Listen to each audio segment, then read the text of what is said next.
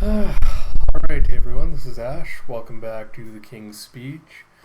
We're gonna start off this week with my weekly Shonen Jump reaction and reviews.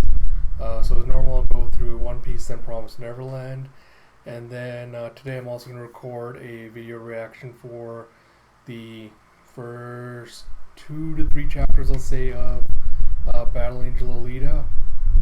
So also look forward to that coming out. Hopefully they'll actually be uploaded and everything to my channel by tonight. I'm also getting in a new lighting system this week, so hopefully next few videos will have a better kind of light source so everything doesn't look so dark like it is now. Right now I'm kind of trying to manage with whatever sources I have to make it look as good as I can, but once this new lamp comes in, hopefully that helps things get brighter a little bit.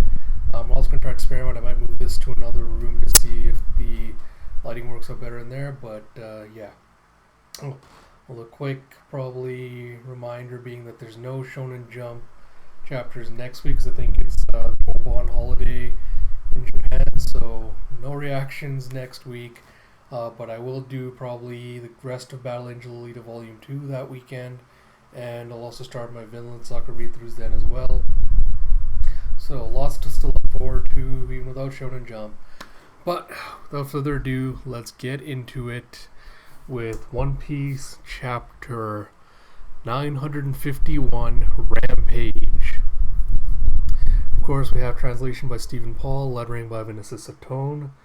So we have a fun little color spread to promote the release of Stampede. So it's Lucci, Hancock, Smoker, Buggy, Luffy, Sabo, and Law all having a dinner and all fighting over it. It's a fun color spread. All I really gotta say about it, it's not one of my favorites. It's quirky and everything, but doesn't really do anything for me. Apart from that, so we have Flower Capital Wano. Bang! It's like they got away, even though your group was there. So the Shogun is shouting at what it was like Fukuroji, the ninja leader. So he goes, "I apologize most humbly, my lord, but this Trafalgar man, he is one of the ringleaders, along with Straw Hat. This means we have apprehended 2 leaders of the intruders into our lands, and in the pirating world, betrayal never goes out of style. It's like a good torture regimen should render them pliable." And Orochi is really pleased with that news. Like, very good. This pleases me. He's got this doofy grin on his face. So you have how does the capital look? Have no concern, my liege. We have placed the city on high alert, with samurai and ninja on patrol in every quarter. So Oda's going back to drawing more samurai. You have one wearing what looks like a helmet with a little half-crescent moon. What looks like a rabbit mink one behind them. Can't really tell. And you have a little girl that looks like one of the ninja ones with the little face mask. And they go with we will not allow a single attempt on your life until every last one of the intruders is captured. Then with a loud whap you see, "Are those all wanted sketches?" It's like, "Be warned, if you see these people and do nothing or keep their secrets, you will be judged harshly for the crime of conspiracy." So on the nearby rooftop you see Sangoro and God, why the hell can't I remember her name? Oh, Shinobu. Shinobu sitting on the rooftop. And Sangoro goes, "Well, this isn't good. We can't stick around the capital anymore." And Shinobu's like, "The flyers are going all over the nation. But in a sense, our mission in the capital is already complete. We just need to find all the samurai with the mark of the moon, and they're all locked up in the prison." Sangoro's like, "I thought the Tonoyasu's sacrificial speech meant that they were considered innocent again. I suppose it didn't work out that well. The prisoners' quarters are quite large by my estimate. They've got 1,000 locked up in there." So you see down below, everyone's behind the wooden barricades of the prison. And 2 of the jailers are talking, going, "Hey, these are the folks who jailed because of Shogun Orochi's mistake, right? Why aren't we letting him walk? The other one's like, what? You think Lord Orochi's gonna admit he made a mistake? And Shinobu goes, just when we finally found people on our side. It's like, we need to... Oh, that's, is that Shinobu? Yeah, I think that's Shinobu. It's like, we need a plan. We've got to have their strength with us. It's like, yeah, plus Law's crew's in there. It's like, by the way, Shinobu, what are they doing? You see, they're making skyboats in preparation for the fire festival. It's a shame. I bet they're not in the mood for a festival after 2 important people just died. It's like, just the opposite. The fire festival of the flower capital is a ceremony to mourn and remember the dead. It's the time when our wishes and feelings reach them more than ever. And Sangoro's like, oh. And you see the wanted posters of Soba Cook Sangoro, and then Kunoichi Shinobu and Polar Bear. And they're done in the Edo style that Oda has done the color spreads in. We have north of Ebisu town, outside of the flower capital. You have Nami going, oh, I'm so glad. We heard that you've been captured. So you see Law, or Sachi and Penguin and Beppo. And they go, yeah, it's like we got lucky and escaped. Nami's like, good. And Beppo goes, oh, look at this. Before that daimyo named Yasue died, we showed the riddle image to the people in the cell with us. It's like, huh? They added 2 more lines on the snake? It's like, yep. So I'm just going to take a quick aside here to say that Greg Werner, I think everyone knows him from the One Piece podcast or from Arlong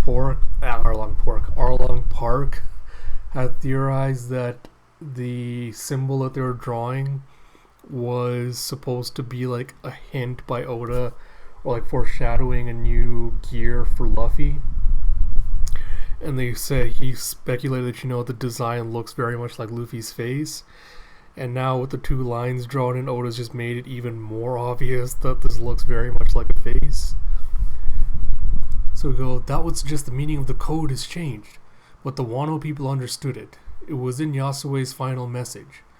And I was like, that's really important. I'll have to pass this on to Kinemon. And she's like, thanks. And like, no worries. And she says, if anything happens, we'll meet at Amigasa village. And Beppo looks like he's about to say something. You flash back to Hawkins going, get out, your lives are bargaining chips. If you refuse, Trafalgar Law will choose to come for my life, and that includes yours.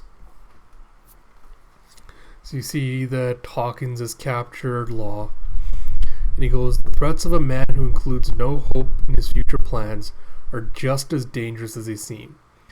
And Beppo's like, sorry Captain, we screwed up. So then Hawkins sticks out his hand, picks up the 3 straw dolls, and he goes, these 3 lives are yours.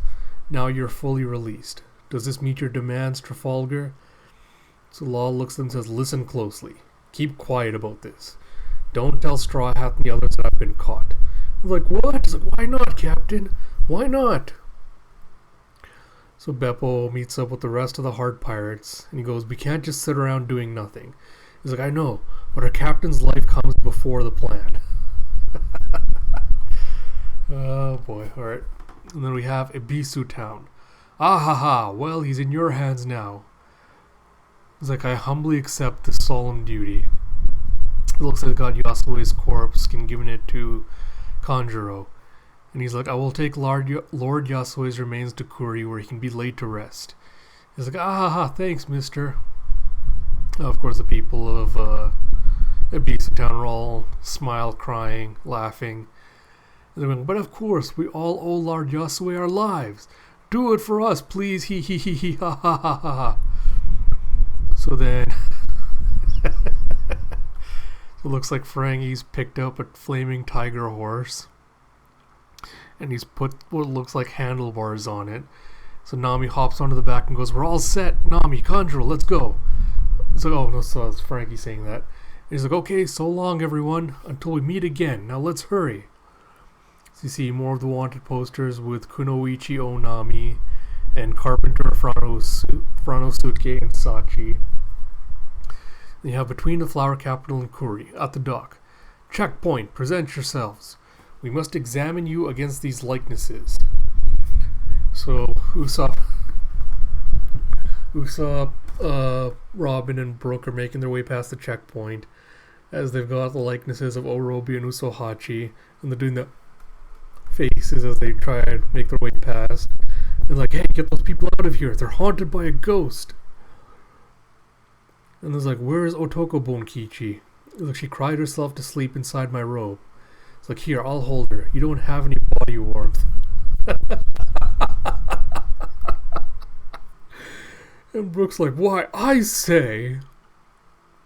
So you see Robin just cuddling Otoko as she's sleeping. And then we see ruined Southwest Port Kuri. He's like, my word, ships, ships, ships. It's like, I'm at a loss for words, Ashura. It's like, well, they may need a little work. We hauled them here from all the ports around the country Kaido destroyed. With these, we can ferry thousands of shoulders to Onigashima. It's like, what a boon this is. You've impressed me, Ashura. It's like, I don't remember you being this thoughtful. And Ashura's like, you think I spent the last 20 years asleep? Kinemon's like, we'll need Sir Francisca's help to repair these. But at last, I can see our raid coming together.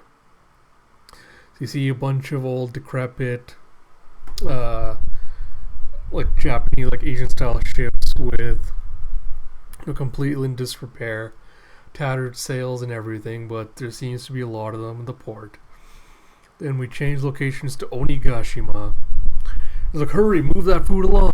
It's still not enough. It's like, still? She just wants sweets. So you see what looks like giant takoyaki looking things.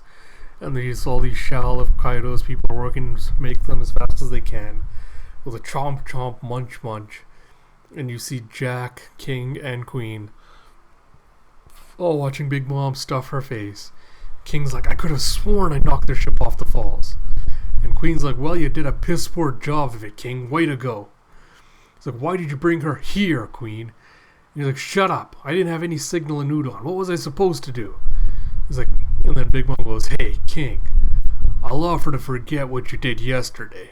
If you come and join us, mama. There are still 3 races I don't have in my country yet. One of them might have been lost in the mists of time, but you're still alive. And King's like, I refuse. And Big Mom's like, ma, ha, too bad. In that case, take off these cuffs. And Queen's like, in what case? Are you nuts, hag? He's like, just listening to them, and then a bunch of Kaido's little crew, the Mooks are going, just listening to them talk is gonna make me pee my britches. Master Queen just called her a hag. I can't believe it. He's like, do you know that long ago Big Mom and Master Kaido were in the same pirate crew? And you hear a voice going, what are you doing? Release her. Master Kaido! Kaido steps in with his club over his shoulder. Big Mom's like, Kaido, so you've shown your face here at last, Lin. And then Big Mom looks down at the Mooks and goes, hey, he told you to let me go. Like, what? He must have been joking. Kaido's like, take them off. They're like, huh?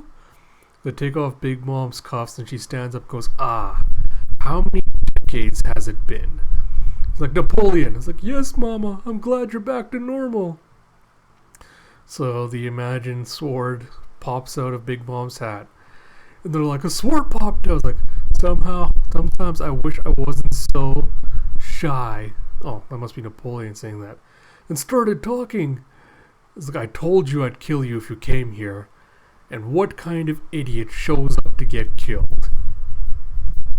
So Kaido smashes his club around and Big Mom counters it with her sword. And you get a flashback to Shanks and Whitebeard's first meeting, where their hockey splits the skies in half with a doom. Everyone's losing their minds. The Mooks are like, everyone evacuate! Get off Onigashima now! Now, next chapter hits August 18th.